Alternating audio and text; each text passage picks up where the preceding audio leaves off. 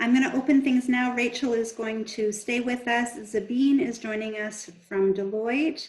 And we also have Nadine who is joining us. We have them all there.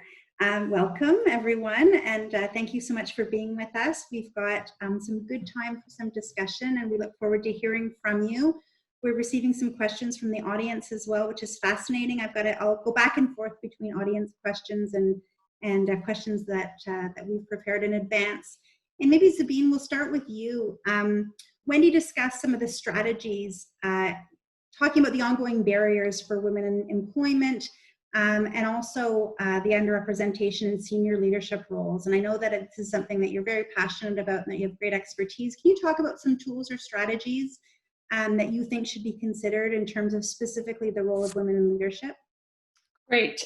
Thanks so much, Julian. It's a pleasure to be part of this session and join this not just an expert group of women, but certainly women that have spent years, if not decades, in this space. So I come from the practical perspective, having been in leadership roles at a financial services organization, and of course also I sit on a corporate board, and I couldn't agree more with Wendy in that we need to do things differently to have different outcomes. The women are there, racialized candidates are there. What's happening? What can be done differently? So here's kind of where, what the advice that I would have. We need to be bolder. We need to do things differently. We need to set targets, and they need to be ambitious targets. Anything important in an organization has a target. Why is this different? I can't imagine progress being made without having targets. That's how businesses run. Accountabilities, transparent reporting. When you have transparent reporting, it's very, I have seen how that really galvanizes people internally when there's a commitment that's actually been made external. The second step I would take is look at the criteria for directors. And while I'm speaking of corporate boards, this can apply to senior leadership roles as well. There are many organizations that are still looking for current or prior CEOs of public companies. Well, there's a systemic issue there. There aren't that many women on that list.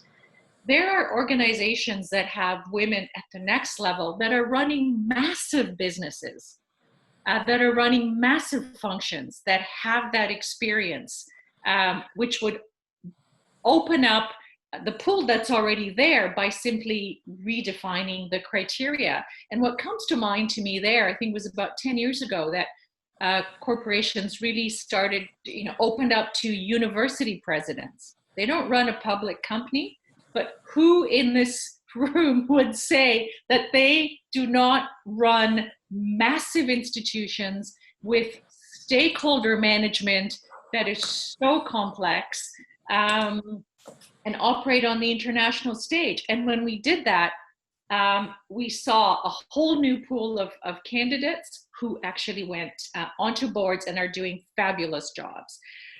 Public sector leaders, the same thing. Retired public sector leaders, they are dealing with complexity, with transformation, with multi-stakeholders. And as we move from this notion of shareholder capitalism to stakeholder capitalism, this is a group that can really bring so much to the table. So that's redefining the criteria. Think very differently. Do you need 13 sitting CEOs and former CEOs on a board? Or can you actually benefit more from diversity? The number 3 that I would say is, every CEO and probably every director will say people are our greatest asset. Nobody's going to dispute that. About a year ago, I looked at TSX 150 companies. The number of women sitting or former CHROs, I could count on one hand.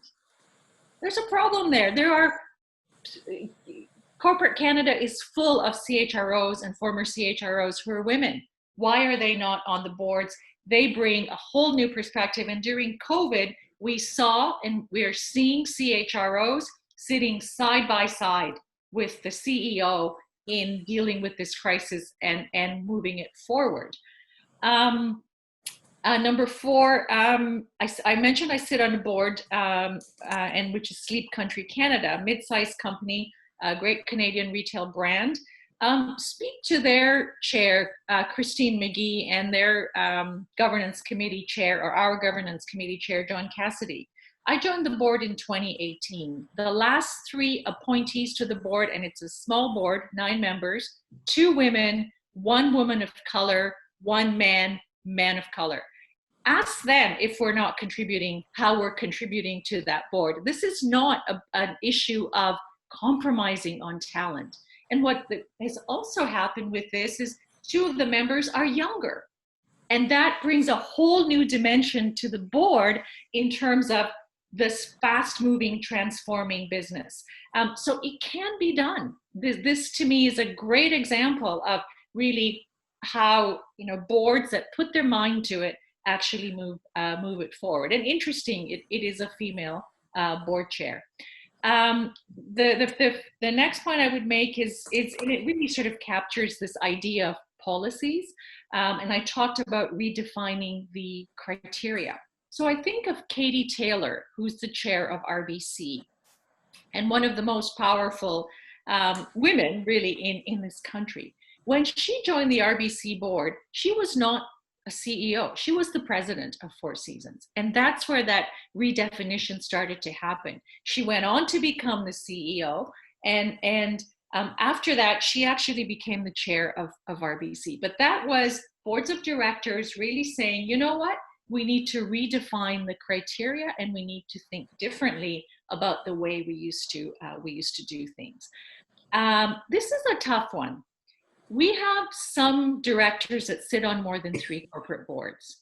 You know, governance experts would say you can't really do and they typically also sit on large not-for-profits. You can't really do, a good governance job, especially if you're working in a full-time career. Maybe they need to give up their seats. You know, I know this is, you want us to be bold and controversial. We've seen that happen in some high-profile cases in the U.S. You know, I was speaking to a not-for-profit board chair, but he said he approached a couple of his directors and said, you know, it's time for renewal, and would you give up your seats so we can bring more diversity on the board? Search firms need to up their games. They need to be advisors. They need to go forward and have this conversation with the organizations they're working with, as opposed to really sort of saying, okay, what are you looking for? But be more of that advisor, more of that challenge. You know, we need to bring tech talent, for example, to the boards. Don't necessarily look at your just the typical candidates. Look at bringing diversity from different kinds of tech organizations. And I will close, and I know our audience probably isn't a large audience of directors, or I think it may not be a large order of directors, but what if the 50 most prominent directors in Canada over the next year identified 1 woman, 1 woman of color, 1 person of color, got to know them, became their sponsors speak about, and really help say to someone, I know that Zabeen can do that job. That's what I had in my career. That's what I just think of that, you know, in a way, it's a bit of the multiplier. These 50 people have huge impact on not just their own boards, but on other boards. And that could start a whole new movement. So then I'll close off really by saying, you know, this is an economic issue. Julie, you talked about that a lot. Wendy, you talked about that. And think about it, 50% of consumers are women. 20% of 22% of Canadians, Stats Canada language visible minorities, expected to be 30%. 9% of Toronto is the Black community represents that. This is about business, and women make a lot of the consumer decisions, more than our fair share, and 50% of the talent pool. So that's the economic case. And with the rise of ESG, the S part of it, social, environmental, social governance, this is becoming a huge issue with investors. There is increasing pressure. Just got an alert here from New York Times and a tech company that's settled a big issue around sexual harassment. And that's pressure from investors, saying that S part needs to have much more prominence. A diverse board really pushes those kinds of issues because you have different voices at the table. Am I passionate about this? Yes. I will stop now. Thank you so much, Zabeen. Passionate and practical, which is fantastic.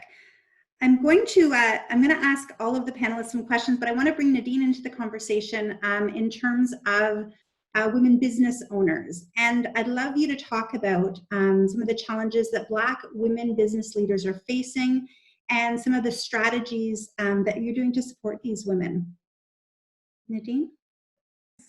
Thank you for having me. The discussion has been great. I mean, everything that's been said so far, and Zabeen, I share your passion.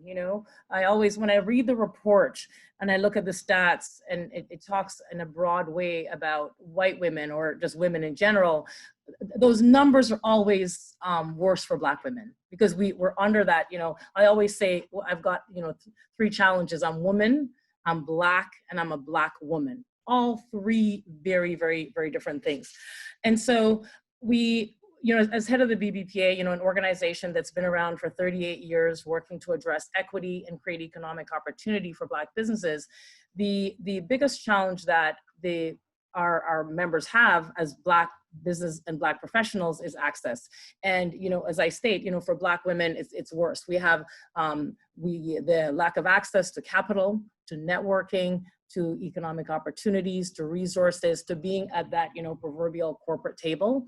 And it's it's also something I call a nuanced way. A lot of our members, we're doing a program right now with called the Boss Women Entrepreneurship Training Program, and we have a lot of new immigrants. And the challenges that we see that the new immigrants have, it's the assimilation into what we call, the corporate Canada culture, which is more of, like that mainstream, nuanced way. It's one thing to get to the table, but how do we function when we're at the table when it's not an inclusive table? So what happens is that a lot of the women, we self-select out of the corporate environment. And when we look at the numbers for Black entrepreneurs, and specifically Black business women, we start companies because we are not getting ahead in corporate culture. And so we start businesses, and then we find that those same challenges are existing in the businesses that we start. And so some of the resources that we have at the BBPA, and I'm very thankful to Wendy Cukier again and the Women Entrepreneurship Knowledge Hub, is we have a program called the Boss Women Entrepreneurship Program. We have about 250 women registered, and they come back every week to that program. We have 8 sessions. We talk about procurement opportunity. Last week we had Wendy as a guest on sharing resources, because we don't have the access to resources, and as much as we think the information is there, if we don't have access to technology, which is a big problem in the Black business community, especially for Black women, is the resources. And so we had a conversation around that. And if you saw the chat from the women, just the gratitude of knowing that, oh my goodness, there's these resources that we can really tap into, and sort of understanding the information very, very helpful. So we have those. We've got marketing, financial literacy, which is a very, very key component that's missing, and really look at, you know, leveling up and creating a strong foundation for these women to catapult off. And I want to share with you an incident that happened. In our second session, we were Zoom bombed, and we were hacked by racists who looked at these awesome, and I feel a sense of such responsibility, because as we work to build these women, we create this platform to strengthen and grow and reduce the barriers and gap. And so we were hacked by racists who came on with the Nazi flags on their masks and in the background. And, you know, they called us cotton picking niggers. And they said we should die like George Floyd. And what was really hurtful was they called out some of the women by name, you know, 4 times, and body shamed them. And you know, as we think about the world in which we live, and we look at the challenges, and when we're working to strengthen each other through mentorship, this happens, you know, where do we go from here? So, you know, I find that this conversation and these reports are very positive, because these stories must be told. And in order to get to a solution to strengthen and reduce the barriers and have the trajectory that we all hope for women entrepreneurs, we have to have this conversation. We have to change policy, and we have to look ahead. You know, as Wendy says, you know, 30 years from now, we can't say, oh, this was a great idea. We really have to move towards solid solutions. Thank you, Nadine. And I'm sorry, that was a horrible story that you shared, and unbelievable. So I guess one of the questions from the audience, which I think maybe we can start with you, Nadine, and potentially go around to the other colleagues, is a question around tokenism. You know, organizations are looking to do the right thing, and potentially not always in an authentic way. And can you talk a bit about that, Nadine, and then I'll pass it over to the other people on the panel. Sure. Well, you know, as Zabeen says, you know, that we're not looking to compromise on talent. There are a lot of talent. And so when I think about, you know, tokenism, you know, many times I'm at a table and I'm the only one there as a Black woman. But, you know, I stand in that way. When I was reading the materials over, I thought, you know, someone has to give up their seat. You know, I don't see it as tokenism. Someone has to give up their seat to allow a group that has been disadvantaged to get to the table and have the opportunity.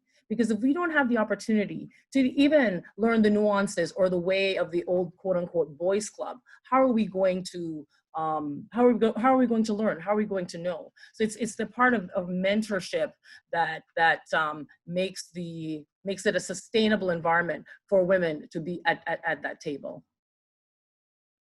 Thanks, Nadine. Does anyone else have something to add? Just turn off your mic.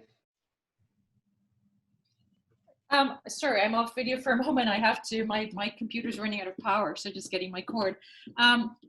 You know, the other thing I would say is that there's research that says that men are hired or promoted on potential, and women are hired on performance, as opposed to potential. And while I haven't seen research on this for people of color, my sense is we would see something similar based on my experience. And that's one of the paradigms I think that needs to change in terms of when we're looking and assessing people's capabilities, to move more to that potential piece, because it's going to open up a whole sort of another group. But then we need to support those people differently.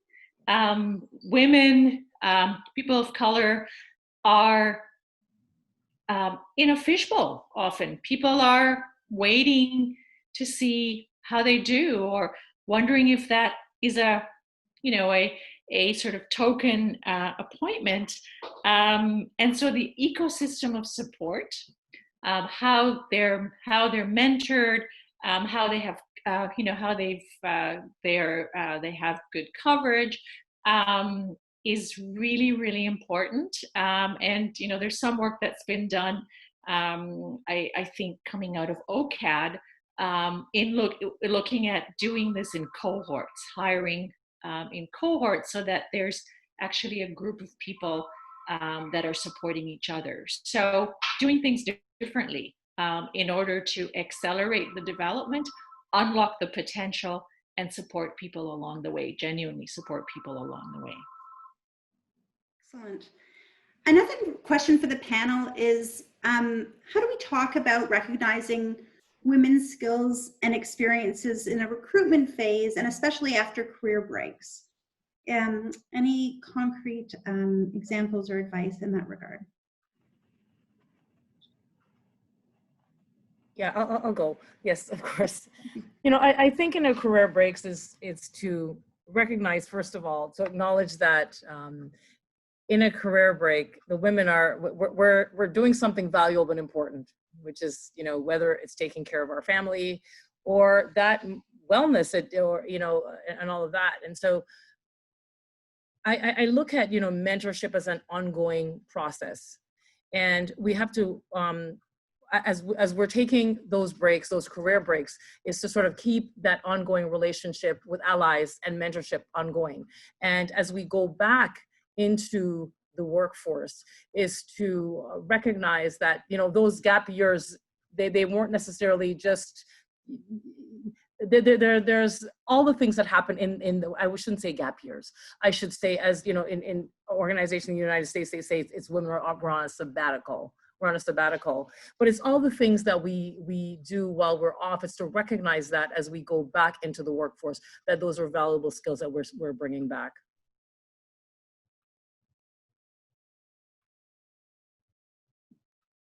Hey, Julie, Rachel here.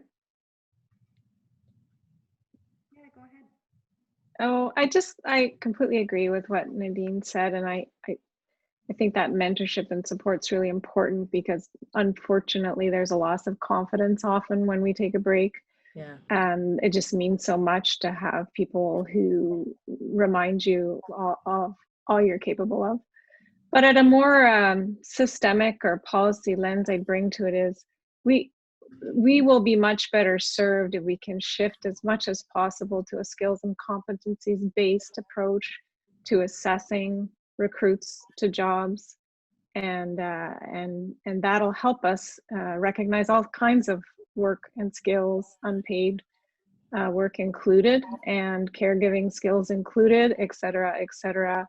The high dependence on the very weak proxy for skills of sometimes of certification and education is a big part of why I feel so strongly on the work that we're doing on competency and skills-based approach and taxonomies for different occupations. So it's a very we're a long way from fully being there, but the more work we do in that space to support those kinds of assessment, I think will help not only women, but people from different and diverse backgrounds who have different experiences, different ways of learning, and different education backgrounds.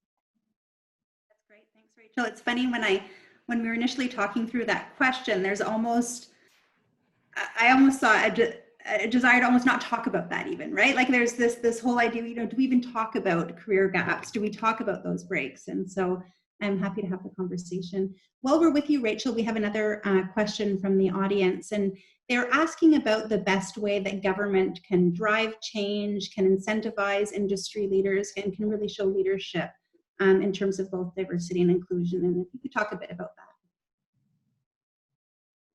Yeah, so when I hear government, I always feel compelled to kind of distinguish between this public sector and the elected officials. I mean, I think from a public sector perspective, we have some of the requirements and reporting and transparency that Zabeen talked about, and which I think have been incredibly powerful, and why when you look at research that compares the public sector to private sector, you see greater diversity and a greater gender balance. But I do think there's a bit of resting on laurels feeling in the public sector, and that we're far from where we need to be in so many different ways. And the risk of those reports as well, we met the statistically required labor force availability, which, you know, is I won't go into why it's a weak way to measure your diversity. So I think we still have a ways to go. But the question was, what can we practically do? The reason I raise this is because I think, practically speaking, walking the talk matters.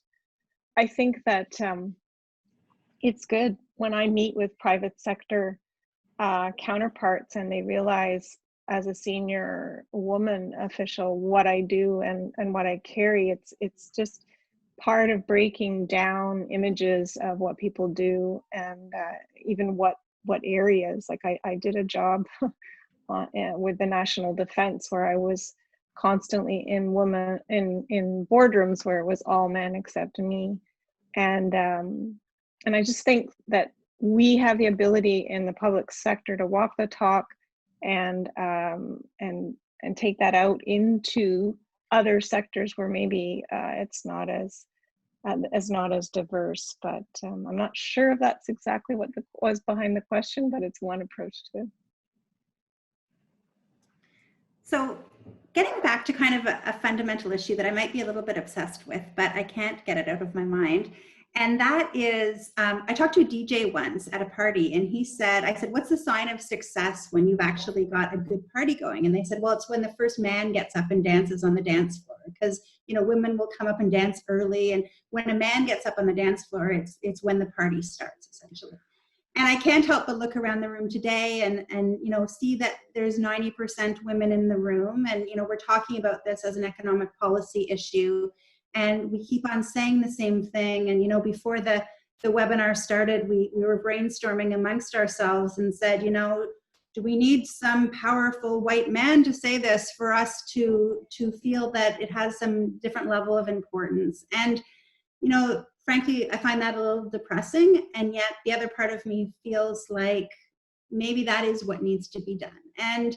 And I open up to all the panelists. Maybe I'll start with you, Wendy, around what do we do to get this message out? We had a session with, you know, StatsCan and you a couple of weeks ago where we had, you know, one male attendee out of 50. Today we have, you know, 20 in the room out of several hundred. This is obviously an integral foundational economic issue. Why are we still in rooms talking to each other?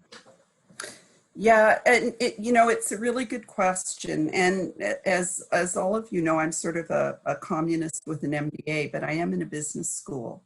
And because I'm in a business school, I drive this argument not based on social justice, but based on what it does for the bottom line, what it does for organizational effectiveness, the kinds of things that Zabeen was talking about in particular, how diversity and inclusion, and particularly bringing a gender and diversity lens to everything you do, make you more successful. We just did a project with sports associations, and it's very clear that they will die if they don't figure out how to engage new Canadians in their sports. We're working with the super clusters, with the regional development agencies, to get them to think not of gender and diversity issues as being social justice or, you know, their kind of CSR work, but rather absolutely fundamental to being successful. And the example I use with the superclusters, for instance, is, you know, they brought a lot of people to the table who make networks, hardware, software. Great. Shopify is now our largest corporation. There's no doubt that the tech sector is critical. But Kylie Jenner became a billionaire at the age of 20, selling gunk on Shopify. She would not have been invited to the table with the supercluster. And so back to Rachel's original comments about how we often use men's constructions of issues, whether it's entrepreneurship, whether it's leadership, whether it's innovation, as the default, really means that we are missing opportunities to be more successful as a country. And it's obviously not the gender issue alone. As you know, I'm very passionate about creating opportunities for immigrants, not because it's the right thing to do, but because if we don't, we are missing an opportunity to bring the best and the brightest to the table. So I feel very strongly that we need to harness what we understand about innovation to really challenge the status quo, to really set ambitious targets with accountability, but looking at where the levers of change are.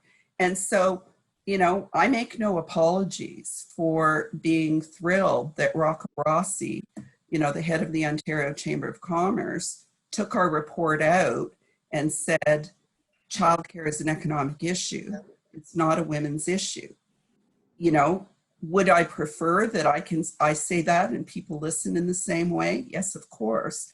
But the reality is those systemic barriers are so deeply rooted in everything we think about, whether it's leadership or expertise. We have to bring allies to the table. And I'll just end with, you know, because I share your frustration around who gets considered an expert, who gets considered the girl in a variety of contexts. But, you know, for me, one of the things that's so interesting is with COVID, women have been propelled, not just to the front lines as essential workers. And, you know, I used to be married to a firefighter who used to say, we run in when everyone else runs out. And that kind of notion of heroism applies now to personal support workers. But the notion that women are leading the fight against the disease. But if you look at who is at the table in talking about economic recovery, talking about innovation, talking about transformation, and so on, it's mostly not us. And I find that astonishing. So I think we have to be at the table, but we also have to ensure that men and others are championing these issues, and that, you know, fighting anti-Black racism is not left to the Black community. That notion of allyship, in my view, is the only way we're going to get stuff done. But it's got to start with real commitment to real change, or all this stuff is just words on paper. That's great, Wendy. Thank you. Nadine, do you have something to add? Yes, I do. You know, Wendy, if we were at one of those poet things, everyone would be snapping right now for you. Yeah, I just wanted to say, so my daughter, I was in a meeting, and, you know, just when after the George Floyd, and I was getting a lot of interview requests, and someone was suggesting that they had taken something to the media. It was a woman, and I was sitting with my daughter, and she said, Nadine, maybe you should take this to, you know, CNN and have them hear it. And, you know, my daughter says, no, tell her she should do it. She should do it because she's a white woman, because one white voice represents 1,000 Black voices. And until this changes, she should be the one to take it forward. I mean, it's sad, but it's the reality, you know, and that's why allyship and champions is critical in this work. Thanks, Nadine. Rachel or Zabeen, did you have something to add, or are you okay? Not to add to this, but I did want to touch, and you know, you can let me know whether this is the right time. When in terms of women in leadership in the corporate sector, I spoke about boards. There are a few thoughts I have around within businesses itself, and you know, whether you want me to do it now or later, you can let me know. I thought that the audience might be interested in that, just judging by the questions. Yeah, go ahead, please, Zabeen. So as I mentioned, as it's going through the boards, I think many, you know, some of the points certainly do apply there. One of the things that's been heavily researched, we don't need more research, and I've seen it anecdotally, is the difference between mentoring and sponsoring. Research shows women are mentored more, men are sponsored more. A mentor speaks with, a sponsor speaks about, and the sponsor says, you know what, I know Zabeen, I know you may not have seen these capabilities, but I know the potential is there, or I've seen this, and I'm essentially putting my name, my reputation behind that. And I've seen many, you know, for women that have had successful careers, that has been a huge part. I've had a female sponsor. I've had more male sponsors than females. So it can be done by women, but that needs to be differentiated. Nothing wrong with mentoring, but it's not going to move the needle nearly in the same way that sponsoring can. The second point is around identifying the bottlenecks. I think it was in one of your slides, you know, the bottlenecks, the choke points. And what I saw in my experience, that you get to a certain point, and particularly into more direct kind of business roles as opposed to functional roles, and we were seeing that women had not had certain kinds of experience. In the banking world, it's often commercial banking, risk management, that later in their career actually holds them back. So there's a couple of things you can do there when you find the choke points. Find different ways to provide that development, a one-off development opportunity. And the other is to solve it systemically, to change career paths, to be transparent about that, so that women are actually seeking out those kinds of experiences that they might not naturally gravitate to. The third one, and this is a new one for me, just yesterday I met with a group of 5 rising Black leaders in the city, and we were talking specifically around anti-Black racism, but I think this applies more broadly, which is getting the leaders together and giving them a chance to have an honest conversation about what are the issues, what are, you know, first of all, what do they want to achieve, but what are the issues, what are the challenges, what are they concerned about, what are the fears? Those elephants in the room are, there hasn't been that much opportunity to get those onto the table, and have a facilitator, you know, that's there to say, okay, this is fair. These are the fears, because backlash, I think, happens more when there hasn't been that opportunity to have that conversation. So I thought that was a new one, a good one to try. And you know, the backlash issue. I had one senior public servant, a white male, say to me, you know, Zabeen, we have to create privilege for those who've never had it. And that feels hard. That is not tokenism. That is simply creating a level playing field for people that have not had that for their entire lives. Number 4, I talked about this ecosystem of support. Women, minorities are in a fishbowl. We know on social media, women get harassed more. Women have more microaggressions. That happens in the workplace too. It's just more nuanced. And so providing that support, both work-related, but also the emotional support and the recognition that that same kind of behavior happens everywhere. It's just on social media, it's much more blatant. And the last point I would make is, we hear a lot people saying, you know, we need to hire for culture fit. The problem I've seen is culture fit equals just like me hiring. And I think about it more as values alignment. You know, what we stand for as an organization, our values are non-negotiable, just as they are, you know, for us in our families. But hire for culture add. Not, you know, it goes back to the culture is not a static, state. It's constantly evolving, and it's by bringing people with who really have different ways. Culture is behavior, right? So they have different ways of behavior, how they express themselves, still aligned to your corporate values, is really, I think, can reframe some of what I see around culture fit. So those, again, I think some practical things that can apply in any sector to advance, accelerate the advancement of women and racialized people in the organizations. Excellent. We're running a bit short on time, and I'm going to end with a question for each panelist, and maybe it'll be a double-barreled question around where do you see hope? What are the silver linings around how we've changed certain things during the pandemic that could benefit women's inclusion and advancement, specifically in employment? So what are you hopeful about is one. And the second part of that question would be,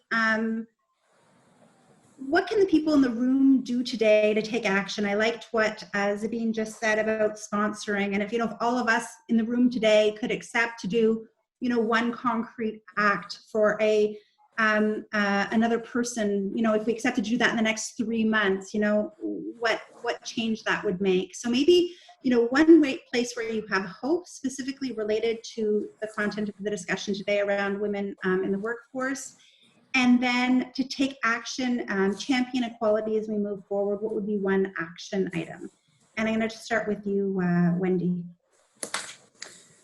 Oh, I was hoping to fill in the gap. So I actually think that reflecting on your own privilege and power and how you can use your sphere of influence, because I think a lot of people, especially women, underestimate what they can actually do that will make a difference regardless of where they stand or where they sit.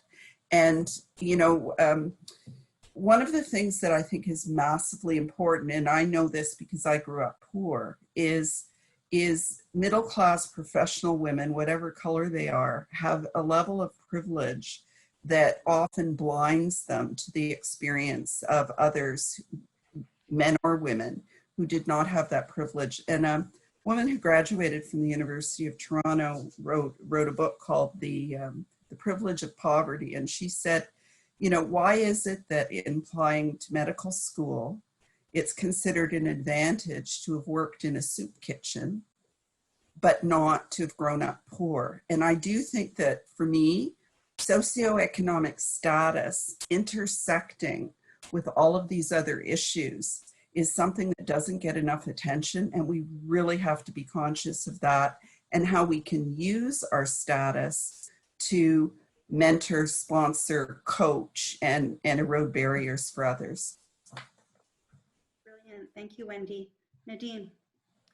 Yeah, since COVID, it's opened up our eyes and ears and opened up some access in terms of dialogue and conversation. And so that is a good thing, if you can imagine, because it's given us the ability to share the challenges. And so I'm hopeful because of the dialogue and the awareness that's happened out of this pandemic that sheds a light for us women. So I'm very hopeful on that. And, we just had the throne speech a few days ago, and, that also gives us some hope in the sense that we're looking at race and we're looking at policy within government. So I'm very hopeful there. And what can we do? We can continue to listen. We can continue to have the dialogue, but most importantly is moving that dialogue to action. Thank you, Nadine. Rachel.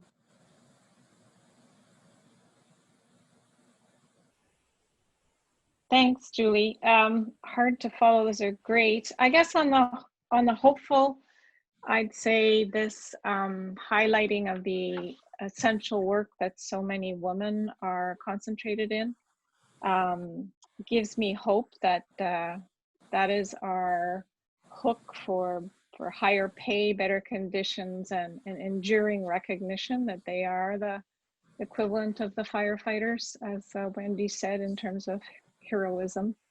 If that could endure, that gives me a lot of hope. And in terms of people in the room, I think the conversation about allies was really interesting. So I suggest all of the people in the room change the heart and mind of one other person, create one other ally, and be the next voice heard on these issues. Thanks. Thank you, Rachel. Zabeen. Boy, I've covered a lot, and the issue with going last is I don't want to be repetitive. First of all, silver lining, and what I'm seeing, being human is back in. It's a thing now, and that gives me hope. I completely agree. There's a strong economic case. That economic case has been there. Perhaps there's more willingness to listen to it as we are in a down cycle economically. But people are responding to the human as well. And what COVID has done for us is we are all united in common predicament. We are all worried about our health and the health of our loved ones. And while the outcomes are different for different people, unfortunately, the health outcomes for people from different groups, in terms of our fears and of our vulnerability, we have kind of come together on this common ground. And I hope that the combination of the economic and the human will spark different kind of action and something that's more sustainable. What can we do? The power of storytelling, the power of your own narrative.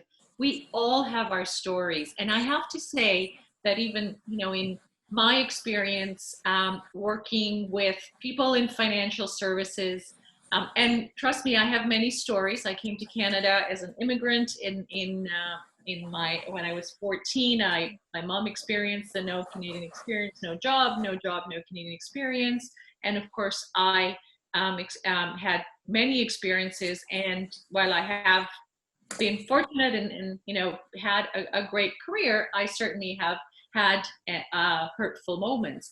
Tell people about it. I was always so surprised at how getting to the heart of somebody who cares about you, somebody who knows you, is so powerful to get them to join I need to do something about that.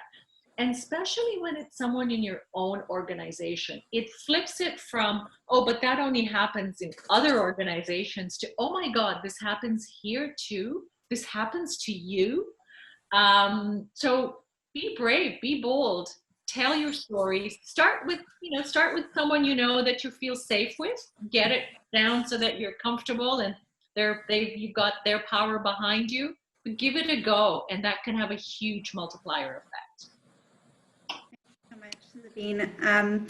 This wraps up our time today. I don't want it to end, and I think that's always a good sign. The sign of hope for me are the 4 people that I've been on stage with this afternoon. You're an absolute inspiration, and delighted to spend this time with you. I wish we could all go grab a fancy cocktail right now at some local place, but that won't be for a while. And I guess, when we talk about sponsorship, in an online world, it is more difficult to connect and to have those virtual coffees and to bring someone along to an event with you and all those things that we naturally do in an in-person world. And I would say even more so in these vulnerable times, we need to be supporting each other and sponsoring each other, as Zabeen spoke about. So we look forward to you reading our report. We're proud of the work that we've done, and there's lots more to be done. And I think that there's great momentum. And please share the word, share the information on social media about this report and about the discussions we've been having today. And thanks to all of you for joining us. It's been an absolute pleasure.